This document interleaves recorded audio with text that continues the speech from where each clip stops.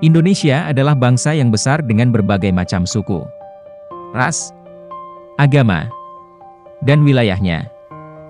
Termasuk kekayaan alam, kekayaan intelektual, dan kekayaan leluhurnya. Dari luas dan besarnya bangsa ini, apakah pernah terpikirkan tentang asal-usul nenek moyang bangsa Indonesia?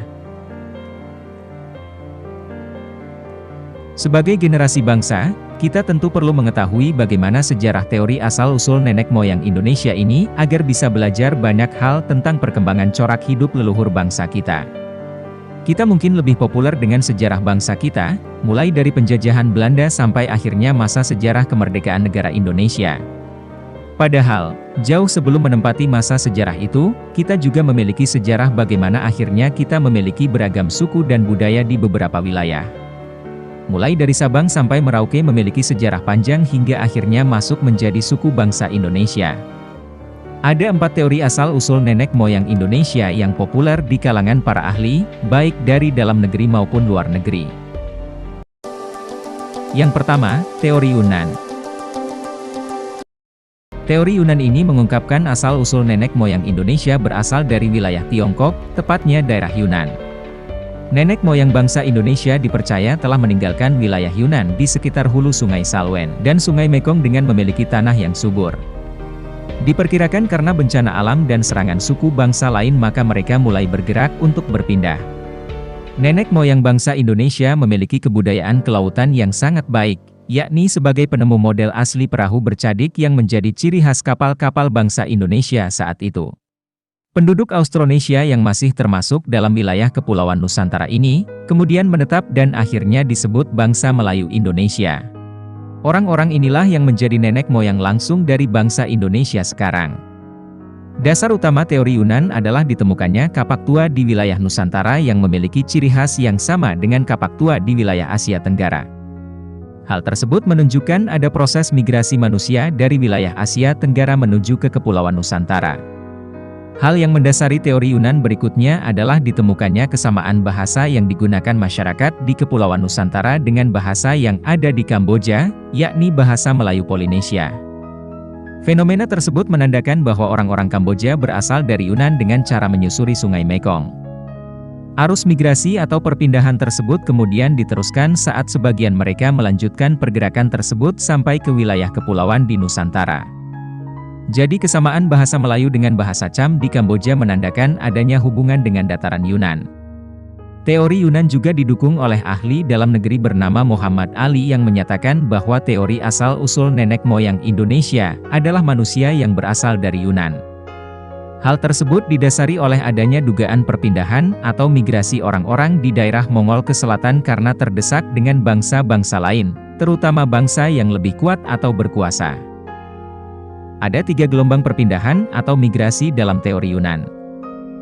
Gelombang pertama, Proto-Melayu. Proto-Melayu atau Melayu tua adalah orang-orang Austronesia yang berasal dari Asia yang pertama kali datang di Kepulauan Nusantara sekitar tahun 1500 sebelum Masehi. Bangsa Proto-Melayu ini memasuki wilayah Nusantara dengan 2 jalur, yakni jalur barat melalui Malaysia Sumatera dan jalur timur melalui Filipina, Sulawesi. Bangsa Proto-Melayu ini memiliki kebudayaan yang lebih tinggi dibandingkan manusia purba sebelumnya. Kebudayaan tersebutnya adalah batu baru atau disebut juga zaman Neolitikum yang pembuatan batunya sudah dihaluskan.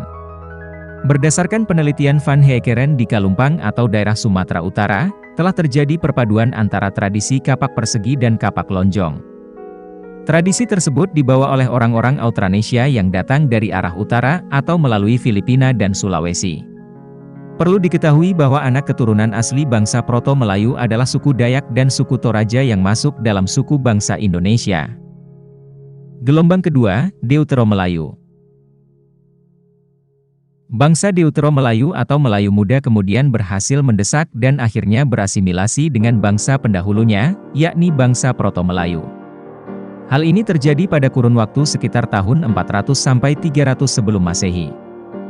Bangsa Melayu muda ini masuk ke Nusantara dengan jalur barat dengan menempuh rute dari Yunan lebih tepatnya Teluk Tonkin, Vietnam, semenanjung Malaysia, dan sampai akhirnya sampai di wilayah Nusantara. Bangsa ini telah memiliki kebudayaan yang lebih maju dibandingkan bangsa pendahulunya karena sudah bisa menghasilkan barang-barang dari perunggu dan besi. Contohnya kapak corong, kapak serpatu, dan bentuk-bentuk nekara. Selain kebudayaan logam, bangsa ini juga sudah mulai mengembangkan kebudayaan megalitikum. Contohnya membuat menhir atau tugu batu, dan unden berundak. Keturunan bangsa Deutero Melayu atau Melayu Muda ini adalah suku Jawa, Melayu, dan Bugis. Gelombang ketiga, Melanesoid. Bangsa Melanesoid mulai hadir juga di sekitar wilayah Papua pada akhir zaman es 70.000 tahun yang lalu. Yang kedua, teori Nusantara. Teori Nusantara yang bisa dibilang sangat berbeda dengan teori Yunan. Teori ini menyebutkan bahwa bangsa Indonesia berasal dari wilayah Indonesia itu sendiri, yakni tidak melalui proses migrasi dari daerah manapun.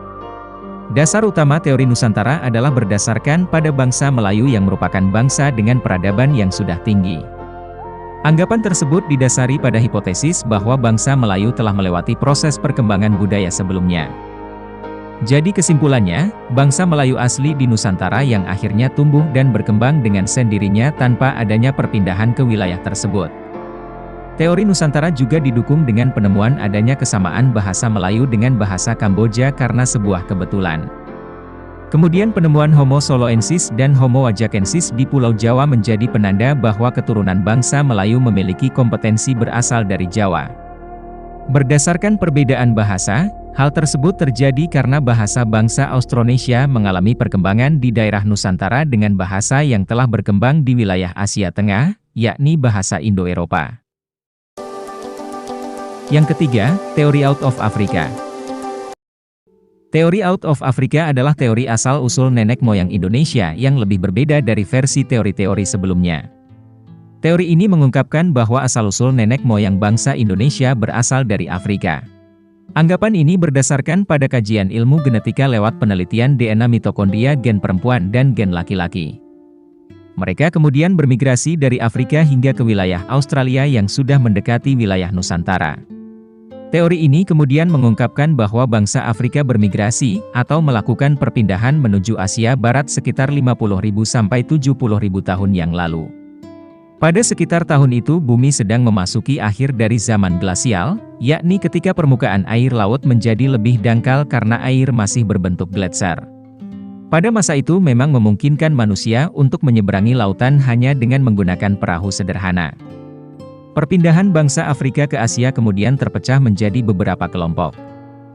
Ada kelompok yang tinggal sementara di bagian wilayah Timur Tengah atau Asia Barat Daya dan ada kelompok lain yang bermigrasi dengan menyusuri pantai semenanjung Arab menuju India, Asia Timur, Australia, termasuk Indonesia. Fenomena tersebut diperkuat dengan penemuan fosil laki-laki di bagian wilayah Lake Mungo.